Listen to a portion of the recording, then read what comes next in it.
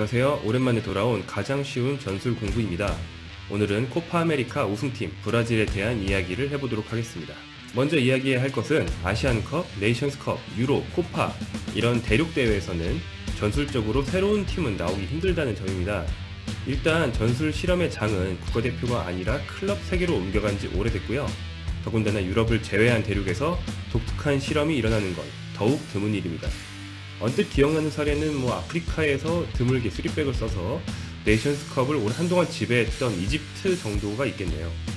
이 정도가 거의 제가 생각나는 유일한 케이스고요. 그래서 대륙대회 우승팀의 전술을 살펴보자면 혁신적인 시도가 있는지 찾기보다는 가진 자원을 얼마나 잘 조합했는지 따지게 됩니다. 그 속에서 잘 맞춰진 퍼즐이 주는 쾌감을 받을 수 있죠. 이번 브라질도 마찬가지입니다. 이번 브라질의 가장 큰 숙제는 네이마르의 공백을 메우는 것이었습니다. 치치 감독은 2016년 부임한 뒤 네이마르 중심의 조직력을 빠르게 회복시키면서 전술가의 면모를 보여줬습니다. 하지만 2년 반이 지나는 동안 별다른 성과를 내지 못했고 이번 코파는 홈에서 열림에도 불구하고 부상으로 빠진 네이마르의 공백에 시달려야 했죠. 이번 코파에서 치치가 가장 돋보인 건 계속 라인업을 바꾸면서도 최선의 전술을 찾으려 모색했다는 점입니다. 브라질은 총 6경기에서 5가지의 라인업을 썼습니다. 준결승 라인업을 결승에 그대로 쓴 걸 제외하고는 매 경기 2-3명의 선수를 바꿨죠. 포메이션은 계속 4-2-3-1로 유지됐지만 선수 변화에 따라 팀의 성격이 조금씩 달라졌습니다.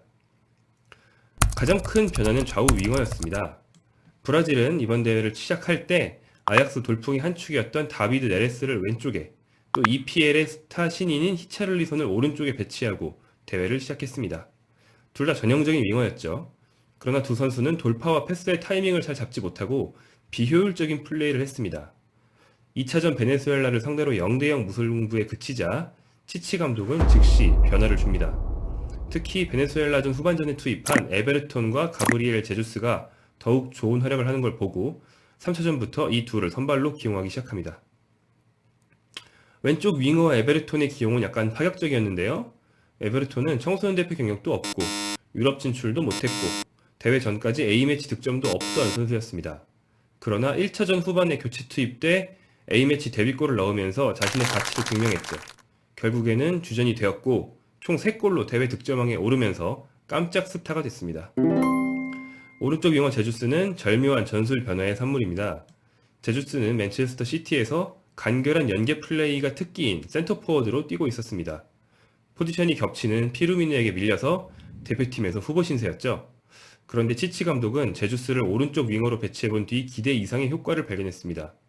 제주스도 어렸을 땐 화려한 드리블 돌파를 잘하는 브라질다운 공격수였어요. 그 시절의 모습을 다시 끄집어내면서 제주스를 윙어로 안착시켰고 제주스는 결승전 1골 1도움을 비롯해 우승 주역으로 활약했습니다. 자, 그러면 이들을 기용했을 때 브라질은 어떻게 작동하는 팀이었을까요? 자, 이번 브라질의 특징은 공격 루트가 오른쪽에 매우 쏠려 있다는 점입니다. 자, 경기당 패스 횟수를 보세요. 아르투르, 아우베스, 마르키뇨스가 팀 내 패스 1, 2, 3위입니다. 모두 오른쪽에 치중해서 활동하는 선수들이죠. 제주스는 패스를 많이 하진 않지만 절묘한 움직임으로 스루 패스를 이끌어내고 또 센터포워드 출신답게 상대 수비를 등지고 공을 지킨 뒤 아르투르나 아우베스에게 내주는 역할을 자주 수행했습니다. 자, 오른쪽 공격 루트 편중은 아우베스의 존재 때문에 당연히 생긴 현상이었습니다. 아우베스는 36세라는 나이에도 불구하고 가는 팀마다 플레이메이커 역할을 하는 특이한 풀백이죠. 풀백의 고정관념대로 보조자 역할만 하는 게 아니라 빌드업이 대부분 아우베스에게서 시작될 정도로 비중이 큽니다.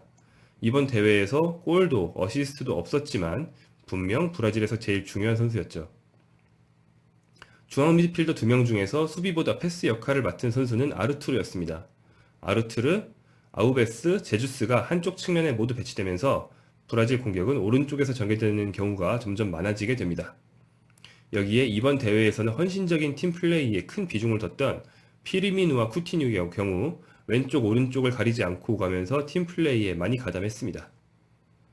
자, 그러면 왼쪽 공격은 어땠을까요? 오른쪽 선수들이 상대 수비를 끌어당겨주면 왼쪽 윙어 에베르톤은 돌파를 기반으로 중앙 진입을 많이 시도했습니다. 그 결과 많은 골을 넣을 수 있었죠. 농구에서 흔히 쓰는 아이솔레이션, 즉 1대1 돌파 가능한 상황을 최대한 많이 만들어줘서 돌파력을 극대화시키는 방식입니다. 자, 결승전에서 나온 3골은 브라질 공격이 어떤 식으로 작동했는지 보여주는 단적인 예라고 할 수 있습니다. 첫 골은 아우베스의 스루 패스를 받은 제주스의 크로스가 에베르톤의 마무리로 연결됐습니다. 두 번째 골은 오른쪽 빌드업이 막혔을 때 피르미누가 과감한 압박으로 공을 찾아왔고, 이때 피르미누 대신 최전방으로 침투한 제주스가 마무리했죠.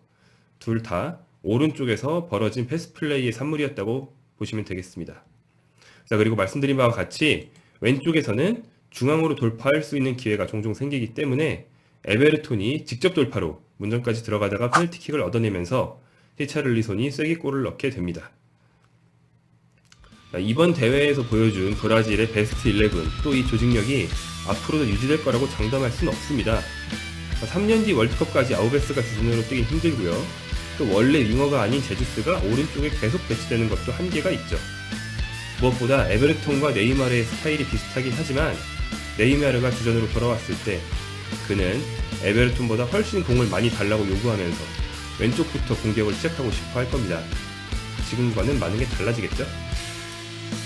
그러나 한정된 자원으로 퍼즐을 잘 맞춰서 코파 우승을 차지한 치치 감독의 이번 대회 운영 능력은 오래 기억할 가치가 충분합니다.